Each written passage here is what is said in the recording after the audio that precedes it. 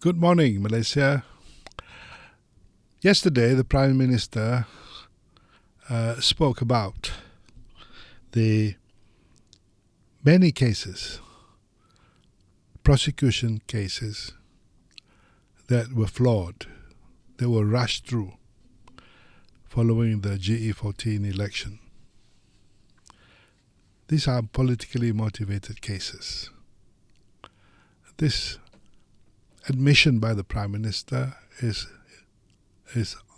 remarkable, and at the same time it should spur the government to do something about it.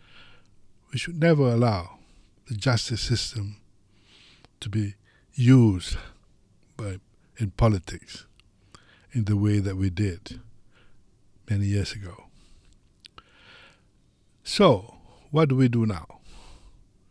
I think the Prime Minister should conduct a thorough investigation. Why this thing happen? And those who were found to be subject to this persecution, they should be given some relief, some compensation. It is most unbecoming, it's most cruel for what has happened to them. As for the future, to avoid the recurrence of such a politically motivated prosecution, I suggest that the government immediately establish the Office of Director of Public Prosecution. That's separate from the Attorney General. This can easily be done. In the first place, the Attorney General should be a Member of Parliament. As the Attorney General in many other countries, where he is responsible, he is accountable, he has to explain his decision as Public Prosecutor. There's an accountability about the position, which is not present in our country. Our country, the Attorney General is a civil servant.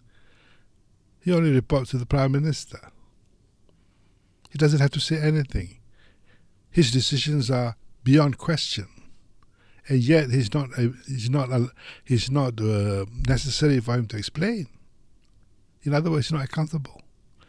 We have to change this. The Attorney General has to be a Member of Parliament, where he can then explain the decisions made by the Public Prosecutor in high-profile cases. This is important. Like I said, the Office of the Director of Public Prosecution should be separate from the Attorney General's office.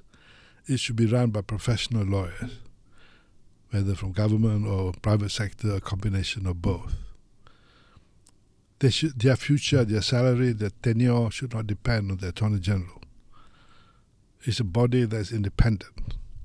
Only then will people have trust in our Public Prosecutor. And a professional, an accountable, responsible Public Prosecutor's office will also result in our police, our investigation agencies. They too will be compliant with the law. They too will not cut corners. They too will be less influenced by politics. They become professional by reason of the office of the Director of Public Prosecution being apolitical.